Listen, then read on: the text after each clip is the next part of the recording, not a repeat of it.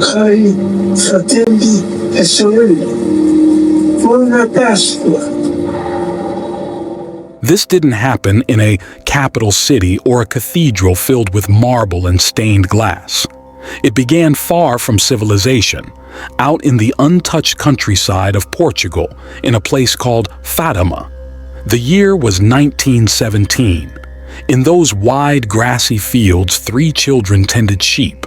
Jacinta, Francisco, and Lucia were just ordinary village kids, uneducated, poor, and anonymous. No one could have predicted what was about to unfold. On the 13th of May, beneath a silent, cloudless sky, the air suddenly changed. The children looked up and saw something that made them freeze in awe. A woman was standing above the home oak tree, dressed in pure white, glowing brighter than the sun. Yet her light didn't burn their eyes. It was soft, comforting, and overwhelming all at once. She didn't speak loudly, but her presence carried a deep urgency, and her message wasn't just for them. It was for all of humanity. That was only the beginning.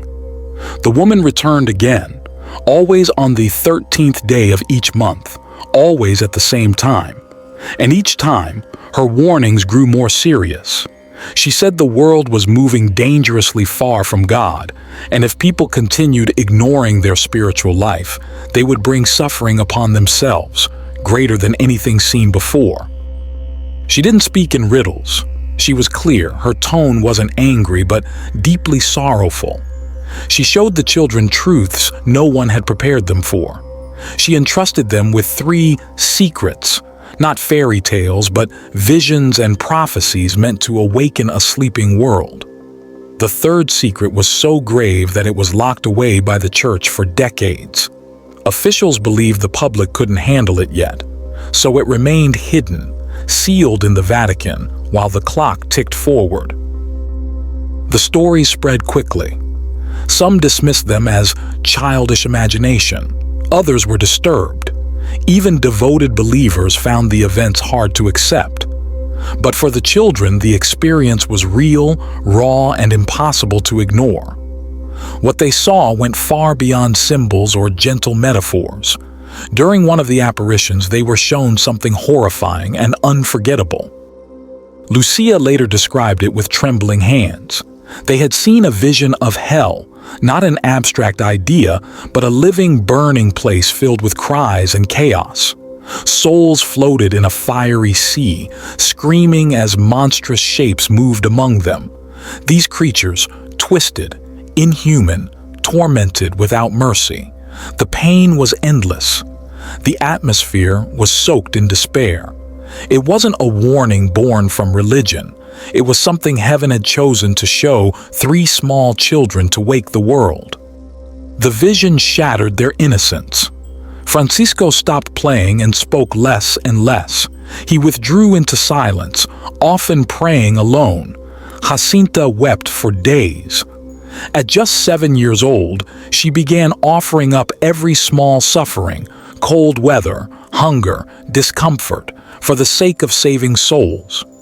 Lucia, who would live into old age to carry this message forward, said the screams she heard that day never left her ears. But the message wasn't meant to paralyze with fear.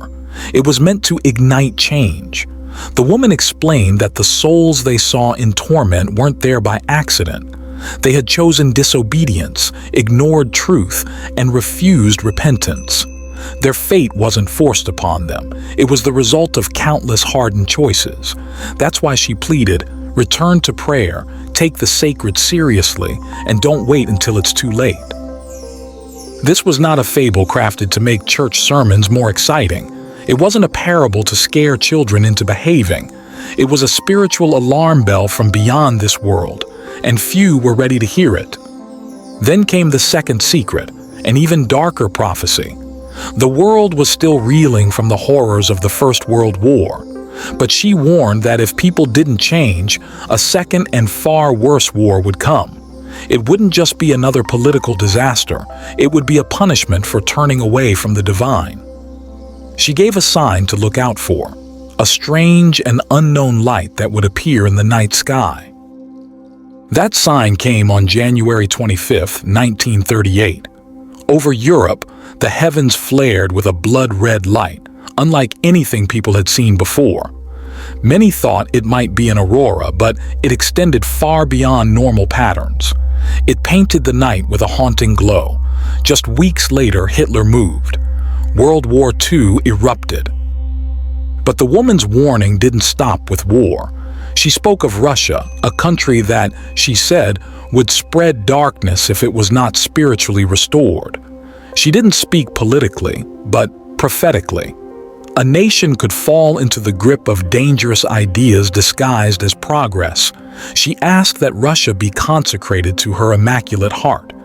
If the world responded, peace would follow. But if not, the consequences would be grave. It took a long time before any real response came. The consecration that had been requested wasn't fully completed, not because of misunderstanding, but because there was division within the church itself. Some hesitated. Others were afraid of how political powers might react. While the church struggled with indecision, communism swept across the globe like a storm, crushing religious freedom, silencing prayer, and targeting those who followed Christ.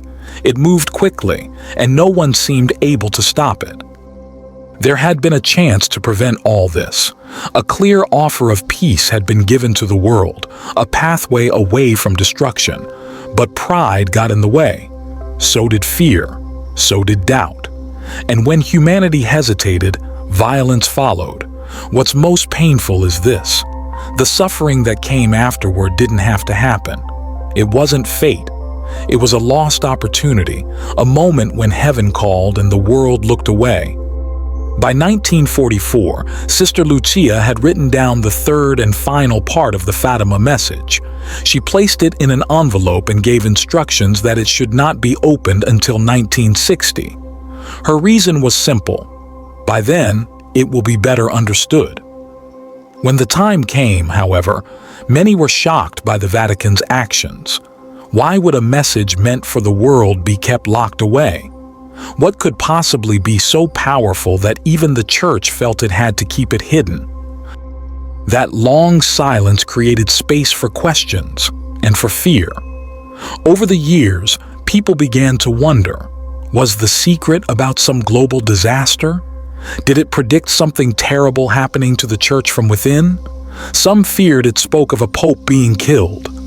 Others believed it pointed to a deeper crisis, something spiritual, something shaking the very soul of the faith. Even church leaders voiced concerns.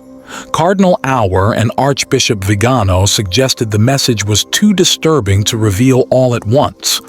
They hinted that it pointed toward betrayal, not by outsiders but from inside the church itself. If that was true, it explained the fear. Maybe the most frightening part wasn't what the secret said, but what it meant. That perhaps heaven had spoken and humanity had ignored it. That maybe even the sacred places meant to protect us had been weakened.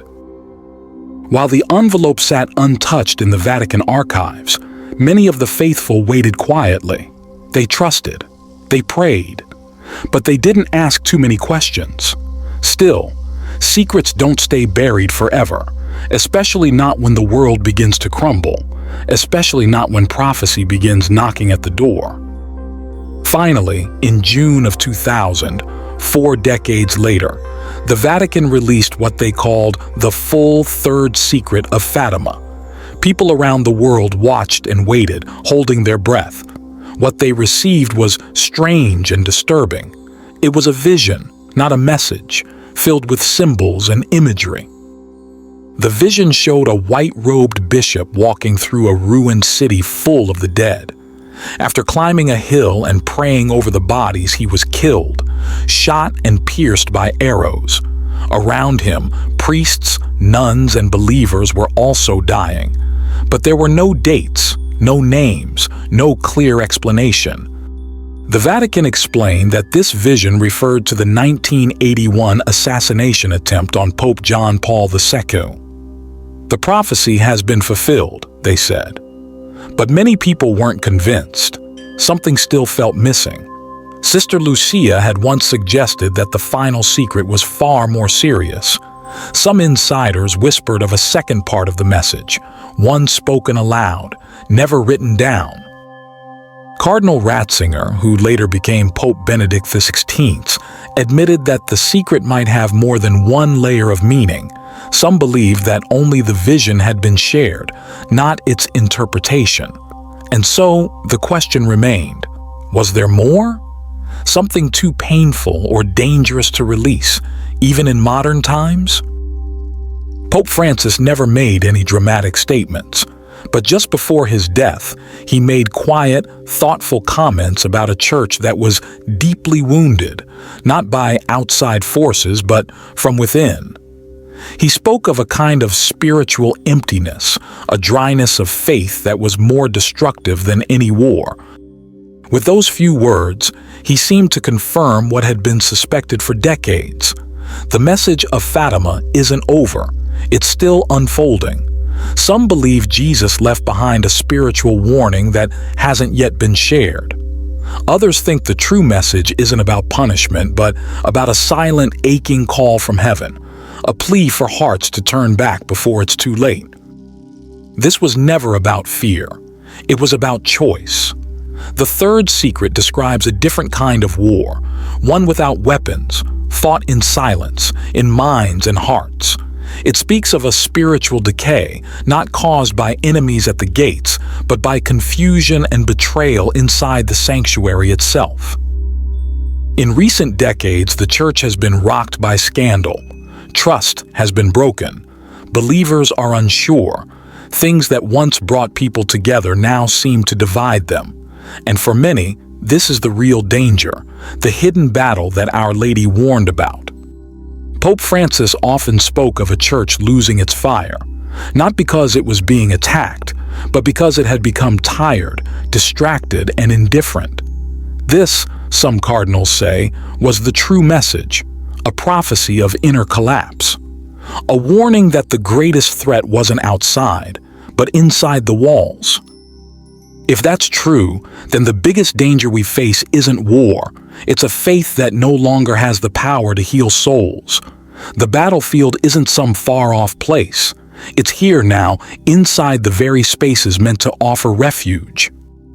Look around. The signs are there. Families breaking apart, children growing up without faith, lies dressed up as truth, sacred things treated like myths. And even within the church, confusion and division are growing. Is this the time the prophecy spoke of? A world not destroyed by fire, but slowly sinking under the weight of forgetting God. A quiet, steady collapse of spirit. Pope Francis urged people to pay attention, not because we should be afraid, but because it matters. Every prayer matters. Every decision counts. The future isn't fixed. There is still a chance to change direction. This message was never meant to scare us. It was filled with urgency because it came from love, from heaven's deep desire to reach us before we drift too far. From the very first appearance at Fatima, the message was simple and clear. Turn back to God. Don't wait. Do it now. Maybe there are still pieces of the secret that haven't been shared. Maybe they already have. In actions, in silence, in the warnings we feel inside. But one thing is certain, the message isn't hidden anymore. We're living it. This story isn't over. In fact, the ending hasn't been written yet. That part is up to us. Every time we choose what's right over what's easy, every time we pray, every time we act with love, we help write the final lines. The Virgin Mary didn't come to scare us. She came to call us home. She came to show us the storm was near, but that there was still time to find shelter, still time to ask for mercy. But time doesn't last forever. The door is still open, for now. In this quiet moment when everything seems to hang in the balance, will you turn back before it closes?